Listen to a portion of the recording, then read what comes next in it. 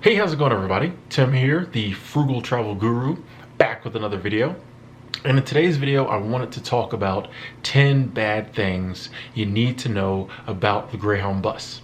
One of my favorite things to do is to read reviews about the Greyhound bus. And while reading these reviews, most of them are bad. I'd say like 98% of them are bad. I realized that there are things about the Greyhound bus that me and other regular travelers on Greyhound just take for granted are going to happen, but that a lot of people don't know. Like, I read these reviews and these people will be losing their minds over certain things, and I'm just like, that happens every trip. like it's nothing to me. So I figured I would make this video and just talk about some of the bad things you can expect to happen on your Greyhound bus trip, so people will know what they are, what to expect. Now, Greyhound, don't worry, I'm also going to make another video called 10 good things you need to know about the Greyhound bus. Okay, maybe three good things you need to know. Anyway, but I will make a follow-up about some good things about Greyhound. But let's talk about the bad. First and foremost, number one thing you probably want to know about the Greyhound bus, your bus will probably be late. I know you're used to riding on other forms of transportation that are on time most of the time, or it's a big deal if they're late. Not so on the Greyhound bus. I still recommend getting to the station an hour before your trip is supposed to start. But just keep in mind, your bus will probably be late. 15 minutes, 30 minutes, an hour. Your bus is going to be late. Just keep that in mind. It's not a big deal. The bus will arrive eventually. Just keep that in mind. Number two, priority boarding is a scam, in my opinion. You can purchase priority boarding for an extra fee. I'm not even up on what the priority boarding costs these days because I never buy it, and it's supposed to get you on the bus first or something else. I have seen one or two stations in my many trips and many stops at Greyhound bus stations that honored priority boarding. All the others just act like it's not existent. You can go up to them and say, I've got priority boarding, and I've seen the people at the stations go, get in line. Like if the line is already formed and you're like, I got priority boarding, they're like, what are we supposed to do about it? So my personal opinion, don't waste your money buying priority boarding. A lot of cases, it's not going to help you out, and I don't want you to waste your money, because the reason you ride Greyhound is because it's cheap. Number three, you won't be able to sit by your friends on the bus. 9 times out of 10, you're not going to be able to sit by your friends on the Greyhound bus. There are no like reserved seats or anything like that. You just get on the bus and you sit where you can. So if you're traveling with someone, your little travel buddy, and you think you're going to sit together on Greyhound and keep each other safe and keep the crazy people away, not going to happen. You're going to be sitting next to some crazy guy, with his shirt off and one of his shoes off, who's going to be listening to a radio that isn't there. So not going to be able to sit by your friends or your family. Just keep that in mind. Next, fourth thing, the Wi-Fi on the bus probably will not work. I know Greyhound goes through and they spend all this money on advertising about the Wi-Fi, and they talk about how great the Wi-Fi is on the bus, and they have these pictures of like these college kids, on their laptops. The Wi-Fi probably isn't going to work. I'm just putting that out there. When it does work, it's not the best. I've been on buses where it did work, but most of the time it's not going to work. Don't get your hopes up. Don't go bother the driver. She's not going to care. She's been on that bus all week, and the Wi-Fi ain't worked all week. So just be prepared. You're either going to have to use like your phone service or something that doesn't require the internet, which, bring a book, whatever. Number five, I don't even need to look at the paper for this one. The power outlets probably won't even work. Once again, you think you're going to get on the bus, you're going to charge your phone, you're going to listen to whatever. A lot of the power outlets don't work. If you can get on a bus before, I recommend getting in the beginning of the line whenever you board the bus. Get on the bus before the crowd, if you can. The seat you're going to plop down in, real quick, have your phone and your charger out, plug your charger in, see if it works. A lot of times the power outlets won't work. You don't want to spend 7 hours on a bus and not be able to charge your phone. It's kind of weird to have to ask the people in the seat next to you, hey, can I use the power outlet over there? It gets weird and confusing, but just keep in mind, probably not going to work. So there's that. Number six, the bus will be cold. Bring a jacket, bring a travel blanket, do something, but the bus is probably going to be cold. I think all forms of transportation, they kind of keep I think it keeps down illness, or I don't know why, but planes are cold, train is cold, but the Greyhound sometimes is cold, like very cold.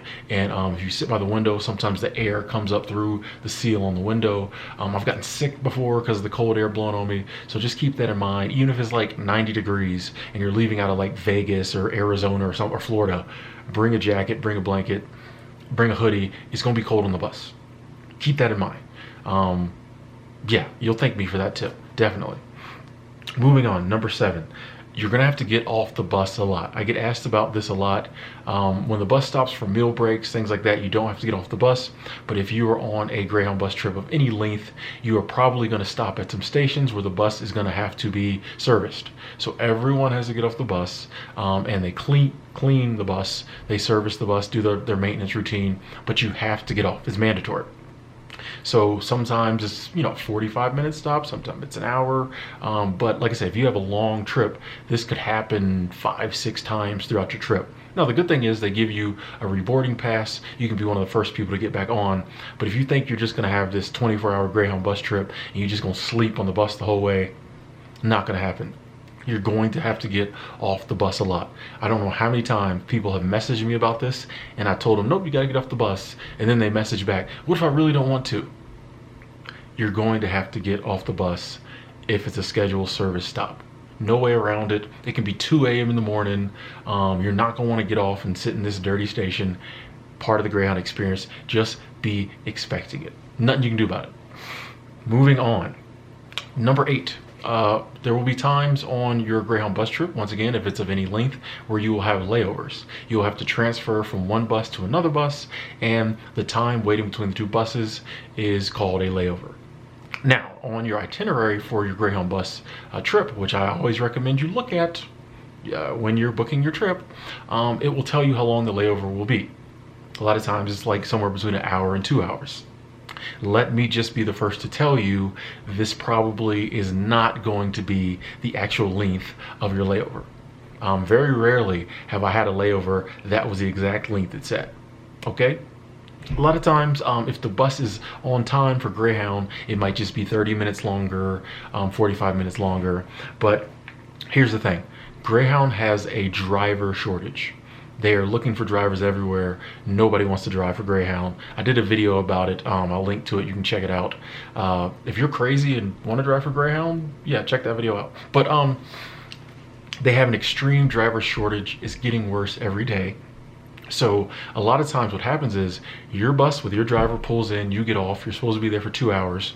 The bus that is supposed to take you, you're supposed to transfer to take you to your destination or whatever, the driver just doesn't show up for it. So the bus is there. You might be supposed to get on bus 1793. That bus is there, it's fueled up, it's clean, it's ready to go. There's no driver.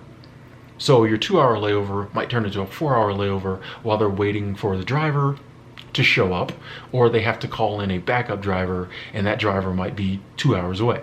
So a 2-hour layover can turn into 4 hours, can turn into 6 hours, can turn into 8 hours. Not trying to scare you, but this is something that happens all the time. The last Greyhound bus trip I took, at 2 of the layovers, they ended up being double. Both of them were supposed to be 2 hours. They both ended up being like, actually, no, I'm wrong.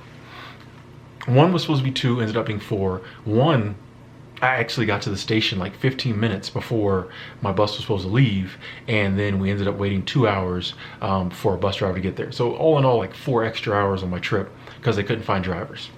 Now this next tip ties in with this one. You won't get a lot of answers from Greyhound bus employees. So say for instance, you're supposed to leave at 12 o'clock and it's now 1 o'clock. If you go up to the counter and ask what the problem is, don't expect to get a straight answer, especially if they're waiting on a driver. They'll say, oh, this is happening or this is happening. The more they hem and haw, the more likely it is they just don't have a driver. If it is something else though, they're still probably not gonna tell you. If it's traffic, whatever, you're not gonna get straight answers about why your bus is late, when the bus is going to get there. The only time you really get a straight answer is like when the driver shows up. They'll be like, oh, the bus is going to leave soon. Don't expect to get a straight answer. I was reading reviews today and people were just losing it because they were like, we asked the people and they told us nothing. This is par for the course. Just deal with it. I know it's frustrating. I've been there many times. You're sitting there, you're trying to get home. you've already been on the bus 17 hours and you're sitting at this station for 5 hours and you're only supposed to be there 3, or 2, and no one's telling you what's going to happen. It's one of those situations in life where you feel completely powerless, but trust me, eventually the bus will come, but don't expect to get answers. If you can find an employee, I usually sit around and I look and I see if I can find an employee that I think is on point, and then I go ask them. But even then, I don't expect to. I just wait. Eventually the bus will come. And that ties in with my final tip. You probably won't get to your destination on time, but you will get there. So don't expect to get to your destination on the time or even the day sometimes that your ticket says you would, but you will get there. But just don't expect for it to be on time. I know you're used to riding transportation that leaves on time and gets you back on time. Not so on Greyhound. I always give myself a 24-hour grace period, if not more. If I need to be somewhere on Wednesday and I'm taking the Greyhound bus, I try to get there on like Monday or I try to schedule my ticket so that I'm supposed to get there on Monday or Tuesday, because I know if there's something I need to do Wednesday afternoon and my bus is scheduled to get me there Wednesday morning, I might not get there till Wednesday night or Thursday. So if you got something important that you're riding the Greyhound bus to get to, give yourself 24-hour or more leeway, even if this means you have to book like a crappy hotel somewhere. I'm telling you, it's so many reviews I've read. People are like, we were going to see this show or this concert or this wedding or this so-and-so. We missed it because of the bus. It happens. I see it all the time. People flipping out in the stations because they're going to be late. Just expect it. You're going to be late getting to your destination. Don't have your uncle or your cousin waiting to pick you up because they'll be waiting a long time. Just call them when you're pulling into the city. Hey, we're almost there. Greyhound, if you read the fine print, which a lot of people don't, all Greyhound says is when you buy a ticket, you are buying a ticket on a bus from point A to point B. They do not guarantee that you will get there when you're supposed to. They don't guarantee that you'll be on the bus on the route you're supposed to, that you'll leave at the time you're supposed to. They just guarantee that if you book a trip from Dallas to New York, eventually you will leave Dallas and eventually you'll get to New York. That's all they guarantee. It's in the fine print. I've read it. So keep that in mind. So those are my 10 bad things that you can expect to happen on the Greyhound bus. I've laughed and kikied a little bit in this video, but all of these things are true. All of these things have happened to me. All of them have happened to me on numerous occasions. 4 or 5 of them every trip. So keep these things in mind. Greyhound is a totally different animal than any other travel. All these bad things happen consistently, and Greyhound really doesn't do much to fix them. So promise you, some of this is going to go down on your trip, but if you listen to me, you'll know what to expect. And while everyone else is like running around just not knowing what to do, you'll just be sitting there chilling, enjoying your Greyhound bus station fried chicken meal that you paid way too much money for, and it's going to make you have to go poop in the Greyhound bus bathroom. Anyway, that's another video. Thanks for watching. Any questions, leave in the comment box below. Talk to you later.